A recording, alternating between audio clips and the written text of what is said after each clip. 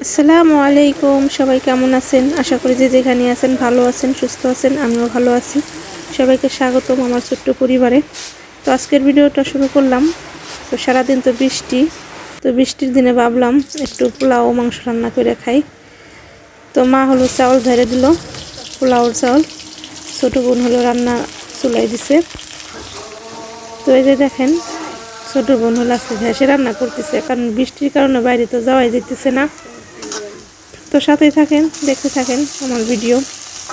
ইনশাআল্লাহ দেখতে দেখতে আপনাদের সবার কাছেই ভালো লাগবে। তো আজকে হলো রান্না করব ছোটো বোন পোলাও, আর হলো গোস, মুরগির গোস রান্না করব। সবসময় তো মায়ের হাতের রান্নাই দেখায় আপনাদের। ছোটো বোনও রান্না করে, তো আজকে ছোটো বোন রান্না করব পোলাও আর মাংস।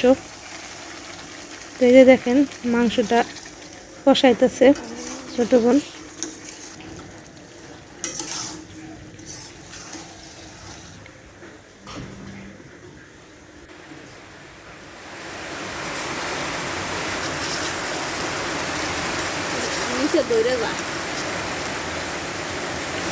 রাত দিন এক সমান বৃষ্টি নামতেছে, জানি না বৃষ্টি কবে শেষ হইব।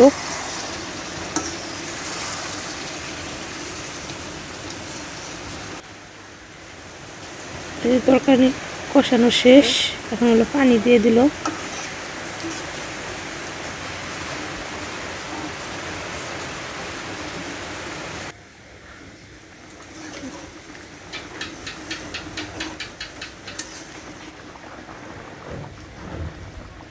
সামান্য পরিমাণ জিরা গুঁড়া দিল।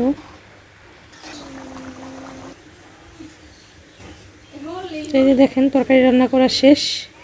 পোলাও রান্না করার জন্য পানি গরম দিছে, আর এই জায়গা হলো চাউলটা ধুয়ে নিতেছে। এই যে দেখেন,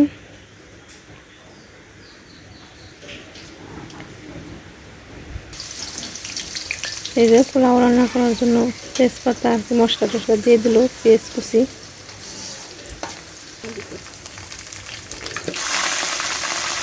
আদা রসুন বাটা,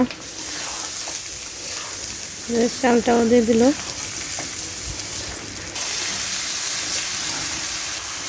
আসলে বৃষ্টির কারণে বাইরে যাইতে পারতেছি না, ভিডিও বানাইতে পারতেছি না। তো শর্টকাটে একটা ভিডিও করলাম।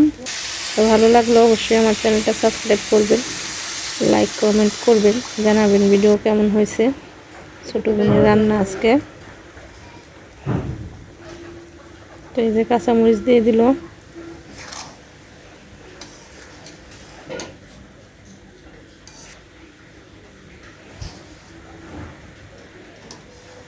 এই যে দেখেন,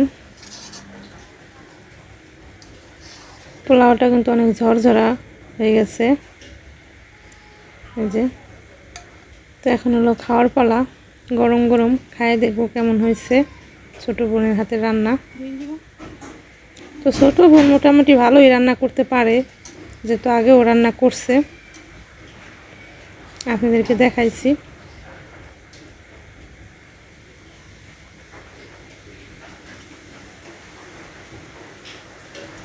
এই দেখেন বাহিরের অবস্থা, বাইরে তো অনেক বৃষ্টির পানি জমে গেছে, ক্ষেতগুলা সব নষ্ট হয়ে গেছে। তো আমি হলাম খাইতে বসলাম অন্ধকার ঘরের ভিতরে।